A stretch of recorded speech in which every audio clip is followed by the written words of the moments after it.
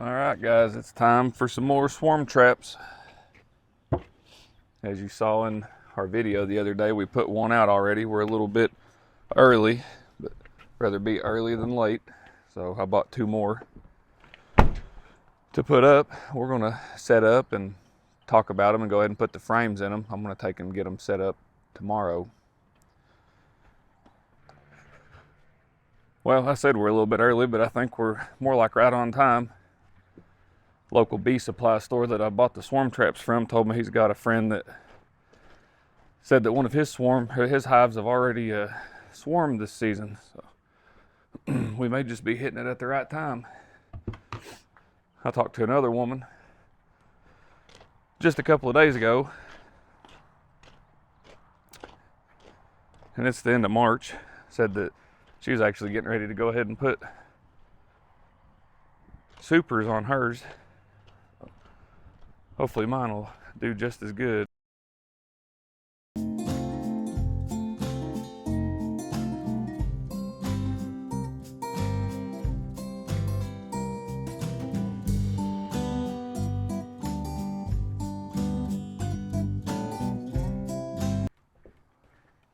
Well, I've still yet to build myself a decent work table in the garage, so I figured what better table than one of the horizontal hives that I started building last year. One of them's already in use, and this one's just about there. I just need to build a top for it.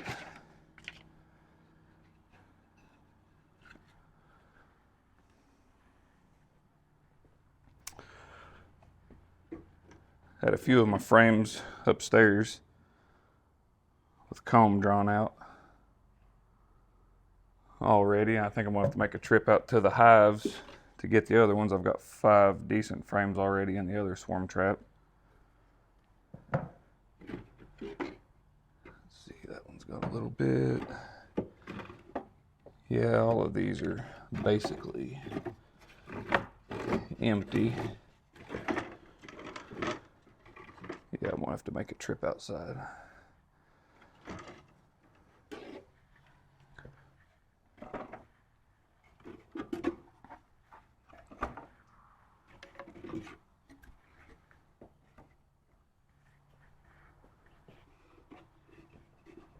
Just take this with us. All right, it's a little bit windy out here. Hopefully the new microphone does a good job for me today. Everybody can hear me all right. So I've already been out here into both of these hives this late winter, early spring, determine whether the colonies made it or not. Like I said, they both did not make it. I actually left several good frames in here. Here's a pollen patties that I snuck in on a warm winter day, hoping that it might help them a little bit.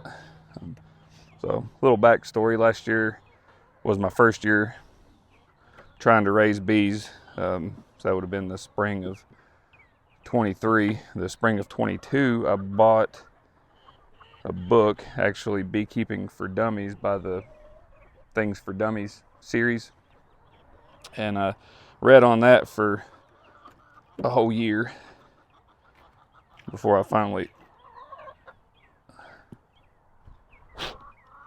bought my bees. And I started out, I put an order in for a nuke, and I bought this Langstroth box. And then I decided that I wanted to build a couple of horizontal hives, or one, so I figured while I was building one, I might as well build 2. So I built 2 of them. I cut down a ton of cedar trees here on my property, and I cut them down on the sawmill into dimensional lumber, and I was able to build the hives out of that cedar. Well, I bought a swarm trap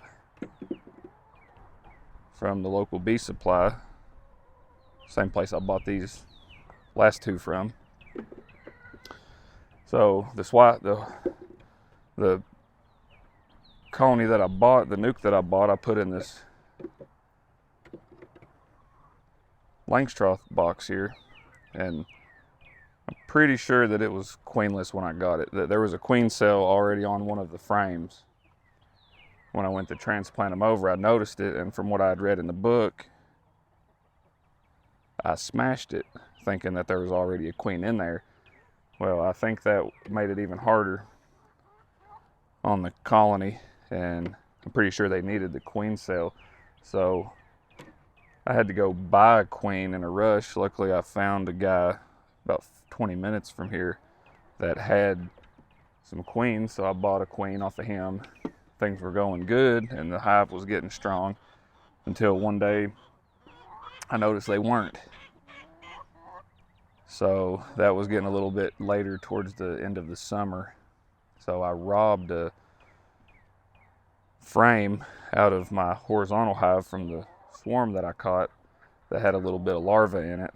And anyways, I'm not sure if they ended up making another queen or not, but they ended up not making it, and the horizontal hive seemed to be doing okay at first. You know, the queen was doing good and laying eggs, and I think the downfall to all of it was me starting brand new. I started with a bunch of frames, empty frames that didn't have any comb drawn out on it. So I want to show you the difference here between the frames. This is what one side of the frame looks like that doesn't have any comb drawn out, any wax built up on it for the queen and worker bees to do their thing. And here's a frame that has fully drawn out comb, and up here in the top corners is honey. So I'm hoping that this year, well, I'm more than hoping, I'm pretty sure the bees will have a lot better start this year, because they're going to have all these frames to start with the comb already drawn out.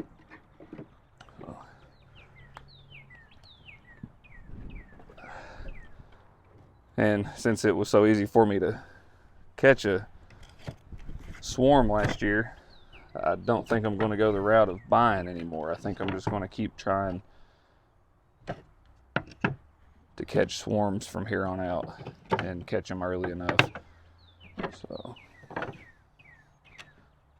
that they'll have time to produce. Let's see, well, I think I might have 10 frames of pretty good foundation right there. I don't need to get into these.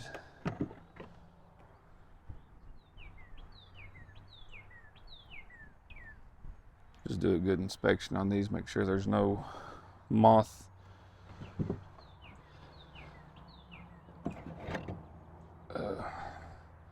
cocoons starting in here. The guy that I work with has been raising bees for 20 something years. See, these are all drawn out real good too, and they've got good cells of honey. There's some pollen and bee bread and everything is still mixed in here. But he was saying that if the moths get in it over the winter time, that your wax won't be no good anymore. I guess the bees won't take to it. So he was saying that you can put them in a box, a Langstroth box there, and turn the box up on its end and let the wind blow through it. And if the wind's blowing through it, then the moths won't go into it. So I think between the 10 frames there out of that one box, both of those swarm traps are 5 frame boxes. So 1, 2, 3, 4, 5, 6, 7, 8, 9. I need one more.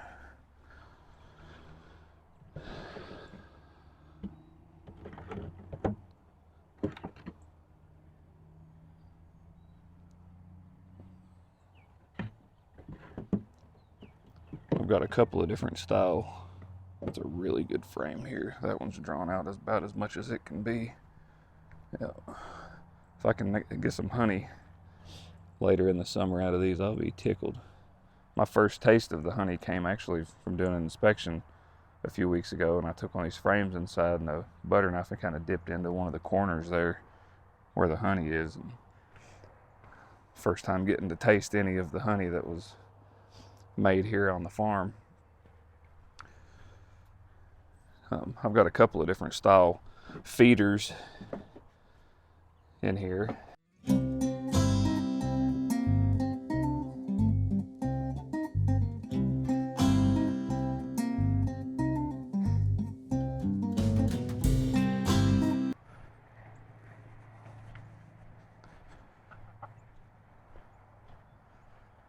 chickens are acting hungry, we might as well go ahead and feed them before we finish off the swarm traps.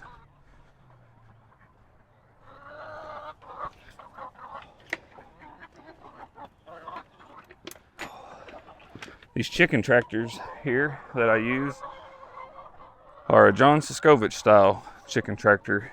He's got a website you can go to and order the book, and there's plans in the book to build the tractors. I like this style better than the Salatin style tractors, for the fact that you can walk in them. You can't fit quite as many. You can fit up to 30 with the dimensions in a Siskovich tractor, and I think the Salatin tractors you can fit 60, maybe a little more. But in the off season, not raising the meat chickens, I have turned these into predator protection for my laying hens. And the tarp is actually falling apart on the other one, is why there's not one on it. But I've got some more meat chickens coming the middle of April that I need to go ahead and get some tarps ordered for. I think I'm going to have to go ahead and build some more chicken tractors, because I like these girls having the protection, and I can hang the feeders, keep it dry in case it rains. It gives them somewhere to get out of the sun that's not in their chicken coop.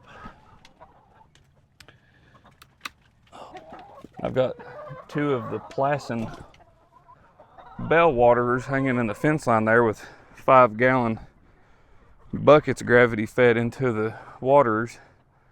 Initially I bought 1 each for the chicken tractors. I was just looking at my Farmer Boy catalog there a minute ago, and I need to order me a couple of more to put back on the chicken tractors for when the meat birds come in.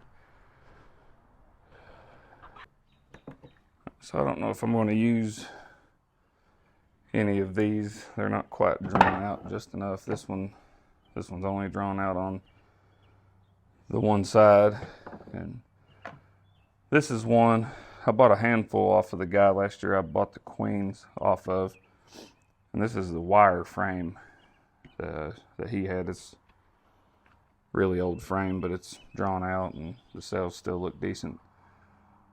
But I don't know if I use that one or not either. I've got 10 pretty decent frames that I took out of my other box there that's already got honey and pollen and stuff in it. So, but these particular swarm traps, I'm not sure if he might order them from the Dadent catalog, buy them and put them together and sell them, but I'm not real crazy about that lid, how it just slides on and off of there. When I set it up, I'm going to have to put a heavy weight on it or a ratchet strap over top of it, especially for transport. If any of you guys know why the tops are built like that, let me know, but I'm thinking about ripping me some boards down and putting them nailing them to the sides or screwing them down so the lid will be on there a little bit more stable. But these 2 are set up a little bit different than the one I bought last year. The one I bought last year was just a plywood box put together that would accept 5 frames and had one of these sliding doors on it. And this is actually a deep and a super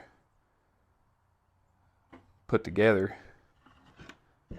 It's got the grooves inside and to accept either size frame if they were taken apart, but they're put together with some heavy duty staples.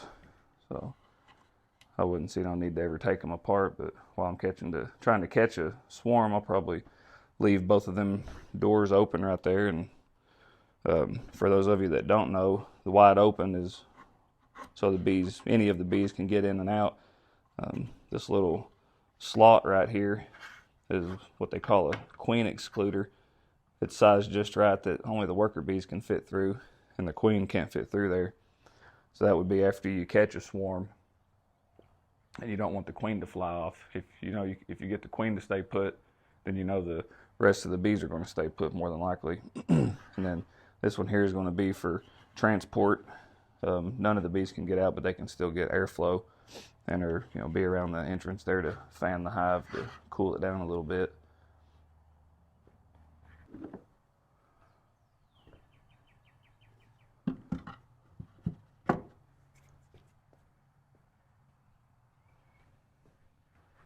Let me find a tape measure here. I think there's a science behind these swarm traps that may be supposed to mimic nature. And you end up with a deep frame in there. You've got a little over 5.5 inches from the bottom of the box to the bottom of a frame. And that's supposed to give the bees room to get in there. I don't know if it's supposed to mimic a natural cavity in a tree or what. Some of you all may know a little bit more in detail. I'm completely new to beekeeping, so I just know what I've read on the internet and what I've read in my book. So if any of y'all want to educate the rest of us out there why there's a space at the bottom, then feel free to comment, let us know.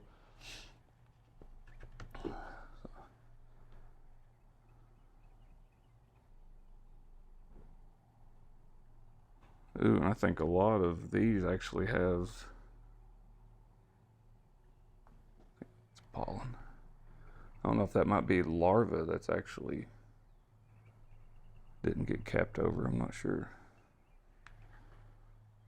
Either way, I think the bees will take to it just fine and clean them out. Give them a good fresh start. Everything smells good. Doesn't smell nasty.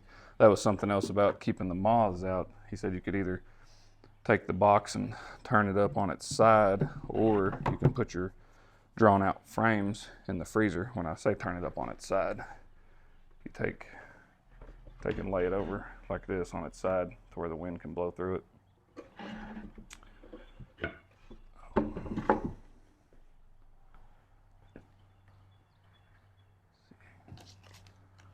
So this is what I did last year. This is an advanced swarm lure. There's multiple out there, and this particular one is Swarm Science.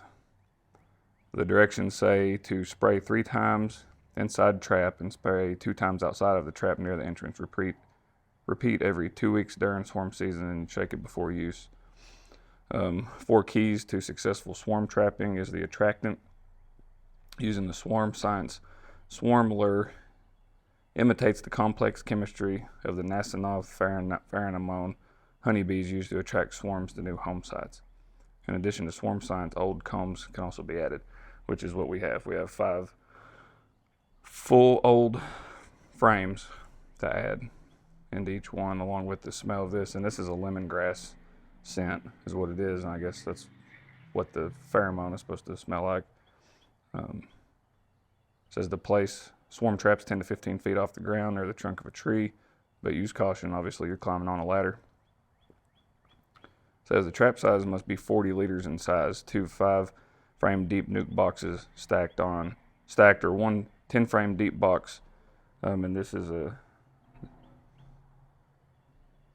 this would be 2 5-frame nukes, but one would be a shallow and one would be a deep. So that's where we're getting our size from. And it says the entrance should be towards the bottom and a certain size, which that is. So I might do a little experiment on one of them and leave both entrances open on one and close the top and leave the bottom open on the other. It says the trap should be placed in early spring, a few weeks before the first swarm is spotted in your area. Of course, that's going to be hard to know. Guessing 3 weeks before you see the first swarm is be a guessing game, just kind of playing the weather and everything. Or if you know people with bees, then go that route. They might be able to tell you if their bees are swarming or not. But what I did last year in my other swarm box, and what I forgot to do in the one that I just put out a week ago, is so the attractant stays around a little bit longer. I take a Ziploc bag and a cotton swab, and I spray that cotton swab, and then I put it in the bag, or put it in the bag and then spray it.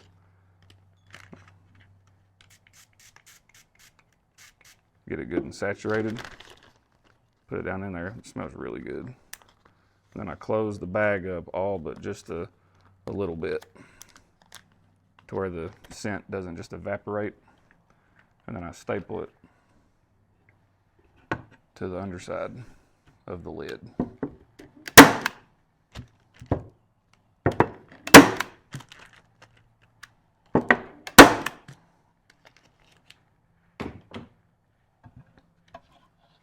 I don't know if that's helpful or hurtful, but I like to think it would help the scent stay around just a little bit longer in the box.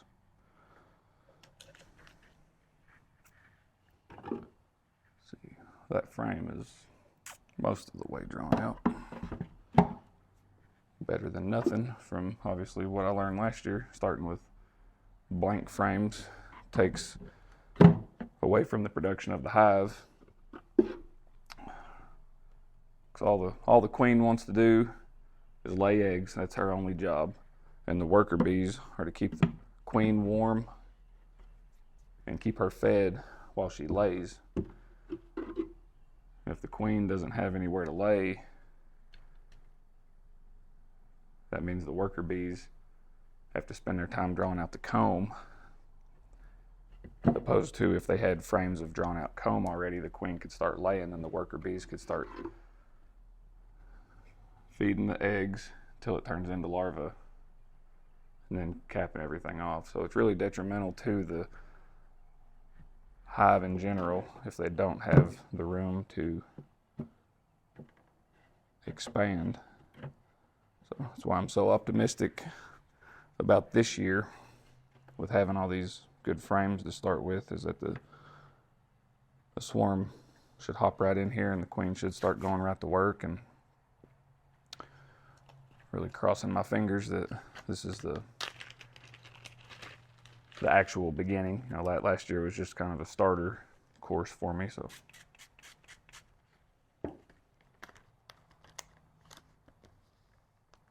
But just like anything else you do, you're constantly learning. By no means got it figured out, but I'm just hoping that this year goes better than last year.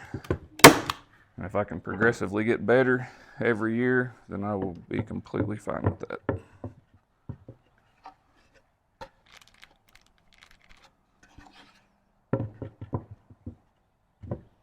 So I'm gonna have to find some ratchet straps to throw over.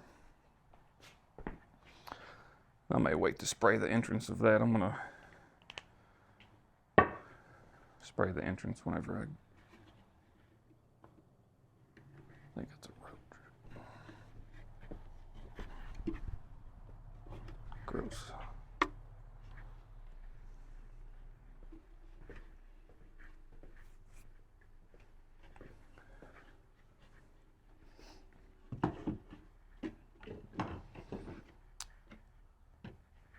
So I don't know if I can get by with putting multiple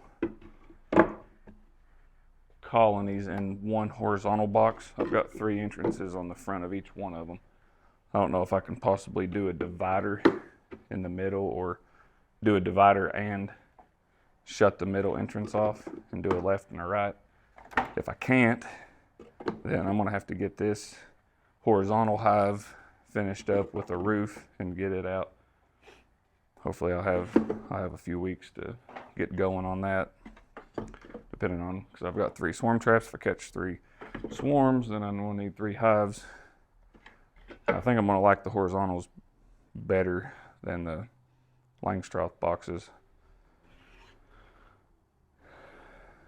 but we'll all see how work goes and how much time I have. It may just be easier for me to buy another Langstroth box and go that route this year.